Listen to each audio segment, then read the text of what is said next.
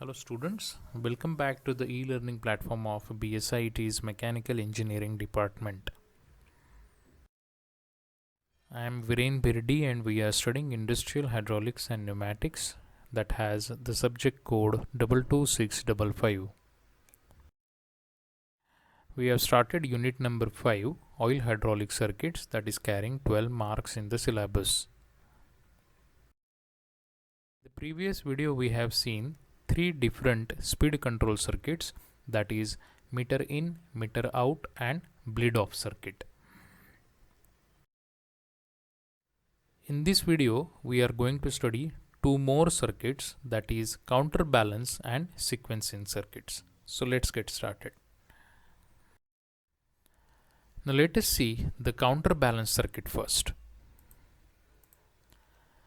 Now काउंटरबॅलन्स सर्किटचा अर्थ काय आहे की समजा असं ॲप्लिकेशन आहे की ज्या ठिकाणी त्या पिस्टनवरती भरपूर लोड आहे आणि तो लोड आपल्याला मधीच कुठंतरी थांबवायचा आहे, म्हणजे कंटिन्युअस पिस्टन मूव न करता तो मधी कुठंतरी थांबवायचा आहे, जसं की डंपर. ओके, डंपरमध्ये आपण काय करतो की ती ट्रॉली आपण वरती नेतो आणि वरती नेऊन ती तिथं मधी कुठंतरी थांबवतो, बरोबर आहे.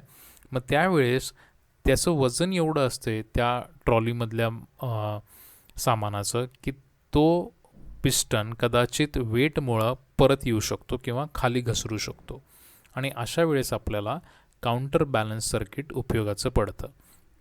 मग याचं वर्किंग कसं आहे आपण बघूया. ॲज युजल इथं खाली एक टँक आहे ज्याच्यामध्ये आपण ऑइल साठवलेलं आहे, so that is the oil reservoir. इकडे पंप आहे, या बाजूला मोटर आहे. इकडनं पंपनी आपण ऑइल वरती घेणार. ओके, मग आता पहिल्यांदा आपण पोझिशन घेऊया ही. ओके, मग काय करायला लागलो आपण, इथं पोझिशन म्हणजे इथं आली, इकडनं ऑइल इथं आलं, इथं आलं, इकडून इकडं आलं, इकडून इकडं आलं. इथं एक प्रेशर रिलीफ वॉल लावलेला आहे. Why it is a pressure relief valve? Because this is normally closed valve, right. मग ऑइल इकडं न जाता इकडे येईल, इकडनं आलं की इकडं चेक वॉल आहे, पण हा ओपन आहे, आता या बाजूने तो ओपन आहे, त्यामुळं ऑइल इकडून आत जाईल, असं पुढे जाईल, इकडून इकडे वरती जाईल, राईट. आता एक लक्षात ठेवा की जेव्हा आता इकडे आत गेलं ऑइल त्यावेळेस हा पिस्टन पुढे मूव्ह होईल. पिस्टन पुढे मूव्ह झाला की इकडचं जे ऑइल आहे ते इकडून इकडे येईल. इकडून इकडे येत असताना ती इकडे पण जाणार, खाली पण जाणार. इथं हा नॉर्मली क्लोज्ड वॉल्व आहे आणि इकडं आल्यानंतर हा चेक वॉलसुद्धा बंद आहे. म्हणजे काय होणार आहे की इथं ऑइल थांबणार आहे, ऑइलला पुढं जायला जागाच नाही आहे, कारण हा बंद आहे नॉर्मली क्लोज्ड आणि हा चेक वॉलसुद्धा बंद आहे. त्यावेळेस काय होणार की इकडचं प्रेशर बिल्ट व्हायला चालू होणार, आणि प्रेशर बिल्ड होत असताना जर तुम्ही हे दोन्ही वॉल्वचं जर पायलट ऑपरेशन लक्षात घेतलं तर यांना दोन ठिकाणावरनं सिग्नल्स आलेले आहेत. हा जर आपण प्रेशर रिलीफ वॉल्व घेतला तर हा त्याचा स्वतःचा एक पायलट कंट्रोल आहे, आणि ॲट द सेम टाईम इकडनं जर बघितलं आपण तर ही एक डॉटेड लाईन इकडं ह्या दुसऱ्या लाईनला आलेली आहे, इजंट इट. म्हणजे इकडून इकडं पण त्याला कंट्रोल दिलेला आहे. त्याचबरोबर हा प्रेशर कंट्रोल वॉल जर आपण बघितला, प्रेशर रिलीफ वॉल, तर त्याला ही त्याची स्वतःची एक पायलट ऑपरेशनची लाईन आहे, सेन्सिंग लाईन आहे, आणि एक इकडून या बाजूने पलीकडच्या लाईनने सुद्धा त्याला आलेली आहे. जेव्हा हे प्रेशर आत बिल्ड होणार त्यावेळेस या प्रेशर रिलीफ वॉलला इकडून सिग्नल मिळणार, आणि इकडून सिग्नल मिळाला किंवा प्रेशर डेव्हलप झालं की हा ओपन होईल आणि इकडून हे ऑइल इकडनं खाली येईल आणि इकडनं या बाजूने ते टँकमध्ये जाईल. Similarly when we are taking the piston backwards त्यावेळेस ही पोझिशन असेल आणि त्या पोझिशनला सुद्धा इकडे येईल, ऑइल इथे येईल, इथं येईल, इथनं इथं ते नॉर्मली ओपनमधनं या चेकवॉलमधनं ते वरती जाऊन या भागात येईल. इकडं आलं की हा पिस्टन मागे जायला चालू होईल, मागे जायला सुरू झाला की इकडनं ऑइल परत इकडे येणार. सिमिलरली जसं तिकडं झालं होतं सेम इथं पण बंद आहे, इथं पण नॉर्मली क्लोज्ड आहे. जोपर्यंत हे प्रेशर डेव्हलप होत नाही इथं आपण सेट केलेलं तोपर्यंत हे बंदच राहणार. ओपन झाला की हा ऑटोमॅटिकली इकडनं ऑइल खाली येणार, इकडून इकडे, आणि इकडून इकडनं ते टँकला जाणार.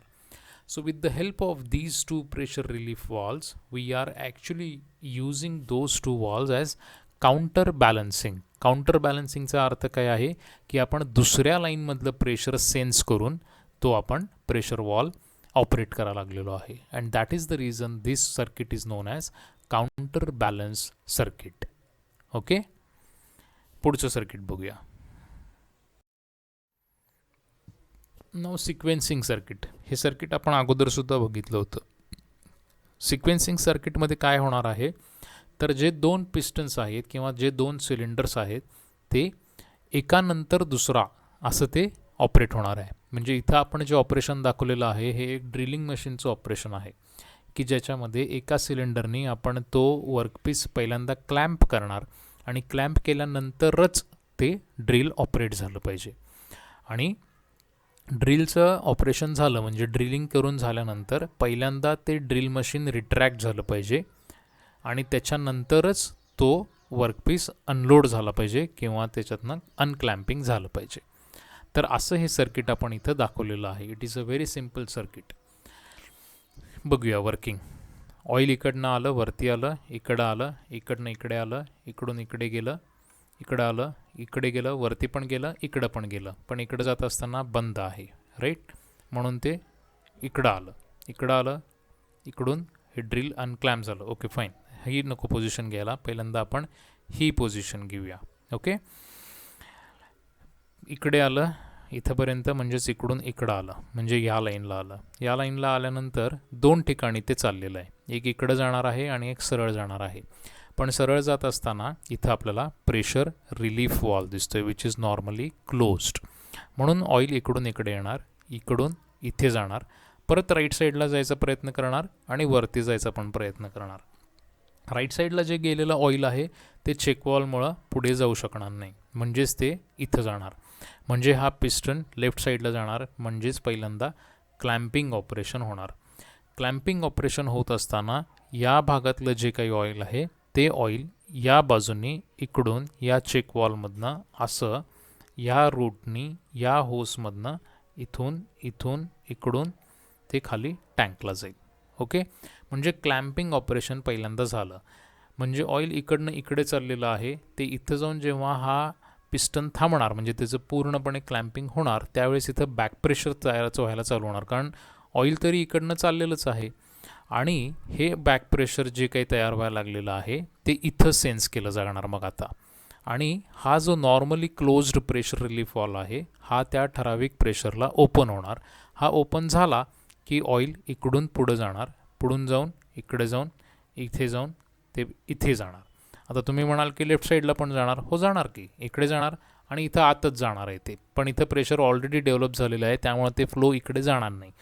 म्हणून ऑइल इकडनंच जाणार, असे जाईल इकडून ह्या ड्रिलिंगच्या ॲक्च्युएटरमध्ये ते आत जाईल आणि हा पिस्टन पुढे जाईल. हा पिस्टन पुढे जाईल म्हणजेच ड्रिलिंग ऑपरेशन होईल. ड्रिलिंग ऑपरेशन होत असताना लेफ्ट साईडचं जे काही ऑइल आहे ते या बाजूनी या पोर्टमधनं या होसमधून इकडनं अशा पद्धतीने सिम्पल लाईननी ते परत इकडून या टँकला जाईल. So what we have achieved in the first position is first the clamping operation is done completely and then only this pressure relief wall got open आणि मग त्याच्यानंतर हे ड्रिलिंग ऑपरेशन झालं, राईट. ड्रिलिंग ऑपरेशन झाल्यानंतर आपण याची position change करणार म्हणजे आता ही पोझिशन येणार. ओके, या पोझिशनमध्ये कसं वर्किंग होते बघूया. इकडनं ऑइल आत आलं, इकडून वरती आलं, इकडून या बाजूला आलं, इथे जाणार. इथे जात असताना इथं त्याला रेस्ट्रिक्शन आहे कारण हा नॉर्मली क्लोज्ड वॉल्व आहे म्हणून ऑइल इकडे पुढे येणार, इकडे येणार, इथं जायला बघणार, इथं पण त्याला बंद आहे कारण हा नॉन रिटर्न वॉल्व आहे, चेक वॉल्व आहे, वन वे वॉल्व आहे. मग ते ऑइल इकडे जाणार, इथून वरती जाणार, इथे जाणार. म्हणजेच हे जे ड्रिल ऑपरेशन झालं होतं, ड्रिल जे आत गेलं होतं त्या पार्टमध्ये ते रिट्रॅक्ट केलं जाणार म्हणजे ते उजवीकडे ढकललं गेलं. उजवीकडे ढकलत असताना इकडचं जे ऑइल आहे ते इकडून इकडे, इकडून या बाजूनी या चेक वॉलमधनं असं ते पुढे येणार, इकडनं इकडं, इकडनं इकडं आणि इथून टँकला. Okay, simple. हे पूर्ण इकडं गेल्यानंतर इथं गेल्यानंतर परत त्याच्यामध्ये प्रेशर बिल्ड व्हायला चालू होणार या बाजूला लेफ्ट साईडला, कारण ऑइल आत चाललेलंच आहे त्या ड्रिलिंगच्या ॲक्च्युएटरमध्ये, ड्रिलिंग सिलेंडरमध्ये. त्यामुळं काय होणार, इथं बिल्ड होणार ते प्रेशर. इथं प्रेशर बिल्ड झालं की हा नॉर्मली क्लोज्ड असणारा जो प्रेशर रिलीफ वॉल आहे हा ओपन होणार. हा ओपन झाला रे झाला की ऑइल इकडून आत जाणार. म्हणजेच हा जो क्लॅम्प केलेला पिस्टन पुढं आला होता, क्लॅम्प करून ठेवलेला, तो मागे जायला सुरुवात होणार. म्हणजेच अनक्लॅम्पिंग सुरुवात होणार. ते क्लॅम्पिंग निघायला सुरू होणार. तो वर्कपीस लूज होणार, अनक्लॅम्प होणार. इकडे जेव्हा तो मागे जायला लागलेला आहे तेव्हा राईट साईडचं जे ऑइल आहे ते सिम्पली या रूटनी, या होसमधनं इकडून सरळ ते या रिझर्वॉयरला येणार. ओके, म्हणजे रिटर्न स्ट्रोकला काय व्हायला लागलेलं आहे, पहिल्यांदा अनड्रिलिंग व्हायला लागलेलं आहे किंवा ड्रिल बाहेर काढलं गेलेलं आहे पहिल्यांदा, आणि ते पूर्णपणे बाहेर गेल्यानंतरच अनक्लॅम्पिंग झालेलं आहे. So that is our requirement and that is how the sequencing circuit works. Okay, simple आहे. परत एकदा तुम्ही जेव्हा बघाल तेव्हा तुम्हाला लक्षात येईल याचं working. Then this is pressure dependent sequencing circuit. मग असं होतं ते सुद्धा तेच होतं. प्रेशर जेव्हा त्याच्यावरती बिल्ड झालं तेव्हाच तो प्रेशर रिलीफ वॉल्व ओपन झाला आणि मग पुढचा ॲक्च्युएटर वर्क झाला. इथं पण तेच व्हायला लागलेलं आहे. Late us see it. पहिल्यांदा आपण ही पोझिशन घेऊया.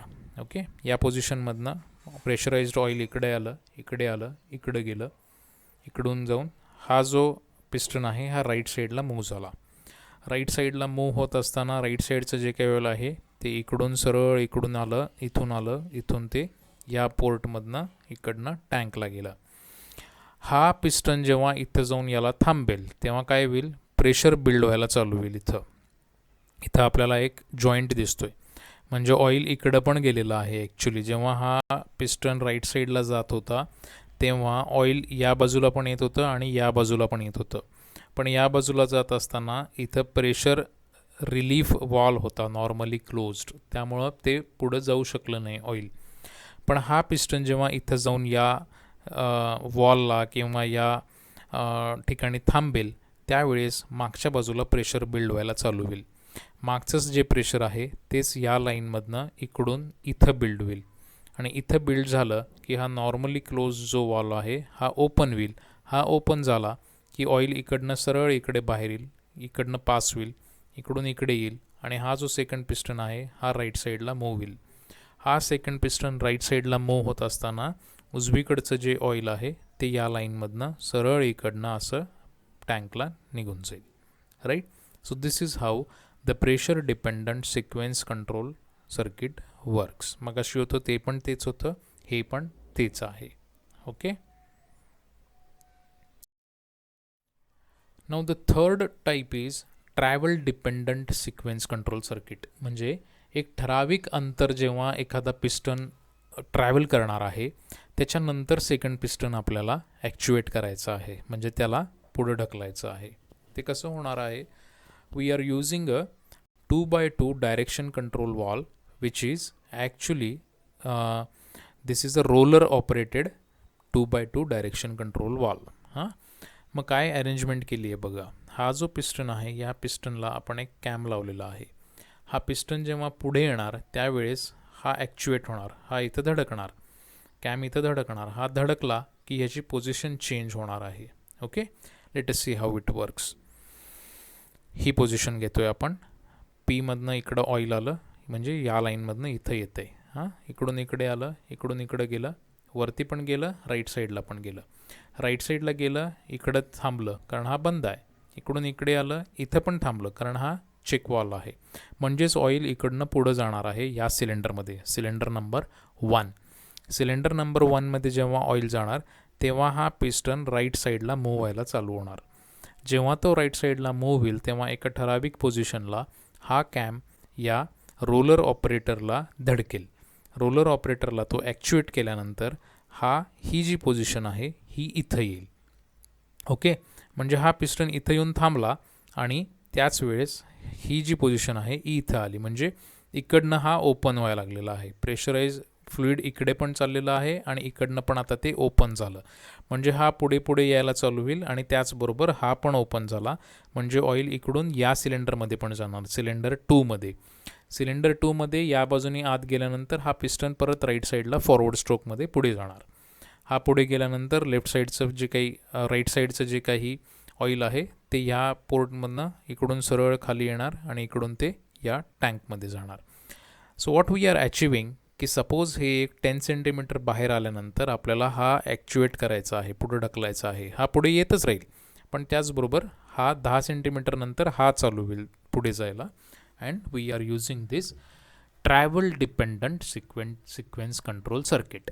Okay, that is how it works. आता जर आपण ही पोझिशन बघितली तर या पोझिशनमध्ये सिम्पल आहे. ऑइल इकडे येणार म्हणजे इथे येणार, इकडून इकडे जाणार, इकडे पण जाणार आणि इकडे सरळ पण जाणार, आणि दोन्हीसुद्धा ॲट अ टाईम मागे येतील.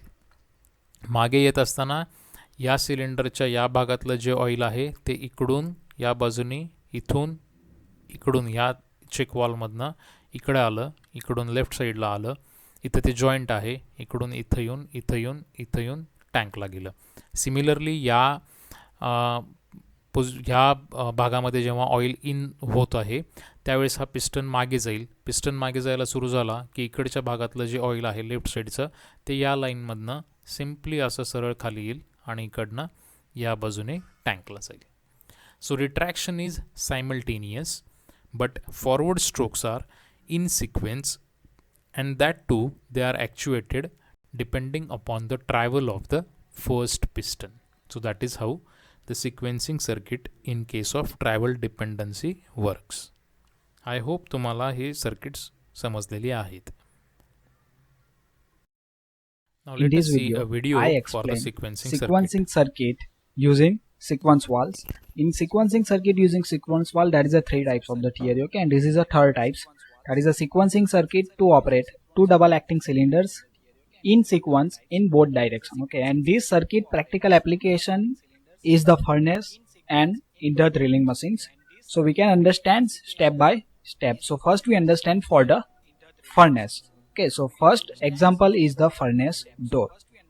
The figure show the hydraulic circuit using 2 sequence valve to control 2 operations. 2 operation means one is the extension and second one is the retractions. Perform in a proper sequence in both direction. The circuit use mainly operated by 4x2 DCV. Now here you see this is the diagram or a figure for the particular circuit for a furnace door. So here you see this is the furnace and this is the door of the furnace. Okay, so one cylinder means one actuator is used to open and close the door. Okay, and this second cylinder is used to load and unload the workpiece from the furnace. So here you see this is the workpiece and this is the push by the cylinders. Okay, when the door is opened and when the heating is done, then the workpiece is removed by using these cylinders, and the cylinder 1 is used to open and close the doors. Okay, and these actuators are connected with the directional control valve. So here you see this is a direction control valve. Okay, but in between the directional control valves and the actuators, that is a sequence valve is used. Okay, here you see that is a 2 sequence valve is that. This is the sequence valve V1 and this is the sequence valve V2. Now here the different number is given, that is a number 1, number 2, 3 and 4 is given. Same way in a actuator same number is given here 1, 2, 3 and 4. Okay, so from this one point the oil is supplied to the actuators port of the 1. Okay, from the 2 oil is supplied to the point 2, from the 3 it is supplied to 3 ports, and for the point 4 it is supplied to the 4 ports of the cylinders. Okay, and these are the basic component that you already know. That's the pump, pressure relief valve, motors, and here the 4x3 directional control valves, and between position is called as the tandem mid positions. Okay, so in this example application for keeping the workpiece inside the furnace is considered. Okay, so we are considering that we are putting the workpiece inside the furnace.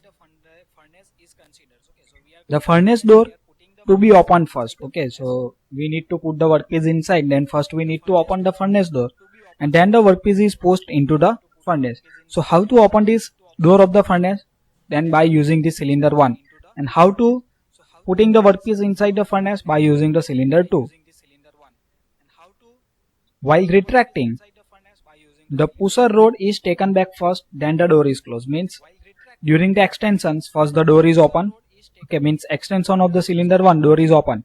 Then extension of the cylinder 2, the workpiece is putting inside. And during retracting, what happen? First we need to do the retracting of the cylinder C1. Okay, so first we need to open the door, then after we pulling the workpiece out. Now before moving ahead, I request to like the video and subscribe my channels for watching the more video related to the OHP and another subject of the mechanical engineering. For the more chapters and the more subject, I request to visit the playlist. Now second, we consider the examples of the drilling machines. Okay, for the drilling machines we can understand in the detail. Okay, during first position what happened, during second positions what happens. Now figure show the drilling a workpiece. Okay, so here you see this is the workpiece. Okay, and workpiece is held in a vise.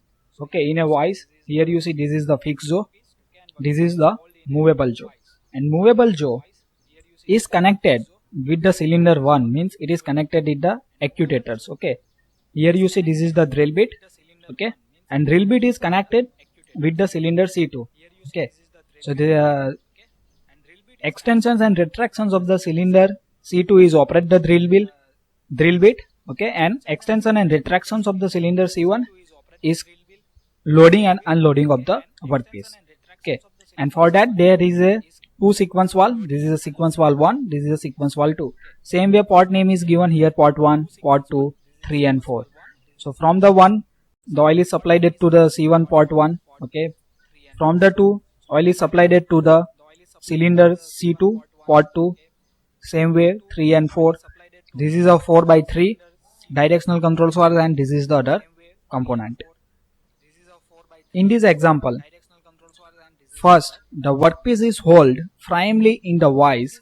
Okay, so we already know that we need to perform the operations on the any machines. First we need to hold the workpiece tightly in a chuck or in a vise or in a tables. Okay, then the drilling is done. Okay, so first we need to hold this workpiece by using this vise, and then we do the drilling operations. After this, the drill bit is removed first, and then the workpiece is released. Okay, so first we tight, then perform the drilling operations, then we need to take the drill bit first out, then we are able to unloading of the workpiece. The circuit use two sequence valve, two control, two operations, perform in a proper sequence in a both direction. Both the direction means extension as well as the retractions. The circuit use mainly manually operated 4/2 DCV. Okay, but here you see in this diagram they use the 4/3, but in many systems they use the 4/2 direction controls valve. Now in a first positions of 4/2 DCV, oil flow to the cylinder 1. Okay, means first we need to hold the workpiece. Okay, so we know that here the cylinder 1 is there, so we know that we need to first supply the oil to the C1. Okay, so here same thing is written, oil is flow to the cylinder C1, hence the C1 is extend. And when the cylinder is extend, then what happens? The movable jaw of the vise hold the workpiece. Okay, so here the workpiece is hold completely when the cylinder C1 is extend. By end of completion of extension of the C1, pressure in the line is increased, hence the sequence valve V1 is open to allow the oil to flow to the cylinder C2. Okay, so here you see this line. Okay, so in this line the pressure is increased. Okay, when the extension is completed, then cylinder is not absorbing any oil, means oil is returned, and when the oil is returned the pressure is increased, and when the pressure is increased, this poppet of the C1 is shifted to the another positions, and the pressurized oil is supplied to these two positions, and from these two the oil is supplied to the cylinder C2 on the port 2. Okay, and this oil is apply some force on the piston, and the piston start to move down, means drill bit is moving in the downward directions. Hence C2 is extend and move the drill bit downward, and this drill bit is perform the drilling operations on the workpiece. And when the operation is over, then we need to shift these positions of the directional control valve manually. Okay, so in the second positions of 4/2 DCV, oil flow cylinder C2, hence the C2 is retract means we need to the retract. Okay, so earlier in the first position, first we operate the C1, then C2 is operate. But after completion of operations, we know that first we need to remove the drill bit. Okay, so we need to the retractions of the cylinder C2 first. Okay, so in second position, oil flow to the cylinder C2, hence the C2 is retract. The drill bit is removed from the workpiece. By the completions of retraction of C2, pressure in the line is increased, hence the sequence valve V2 open and allow oil to flow to the cylinder C1. Hence the C1 is retract to move the movable jaw backward to release the workpiece. Means first oil is supplied to the C2 cylinders from this port 3. Okay, when in second position here you see that P port is connected with the B, means oil is coming here and here it is go to the 3 ports. Okay, and this piston is moving in upper direction, means drill bit is also moving in upper direction, and retraction is over in the cylinder C2. Then what happened? Pressure in this 3-3 line is increased. Okay, and the pressure in this 3-3 line is increased up to this point. Then this poppet of the sequence valve is operated. Okay, and it is set off from its positions, and this pressurized oil is supplied to the 4 ports. Okay, means retraction in the cylinder C1 is start because the oil is apply some force on the piston from right to left. It is called as the retractions. So retractions of the C1 is done, and then workpiece is released and we take the workpiece from the vise. So that way continuous operations of the drilling machine is done. So thank you for watching this video. If you learned something, then like the video and subscribe my channels for watching the more video related to the OHP as well as for the other subject of the mechanical engineering. And don't forget to share with your friends for other subject. I request to visit the playlist.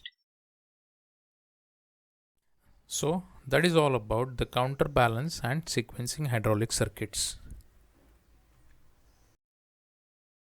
In the next video, we will see the hydraulic circuit for milling machine and grinding machine.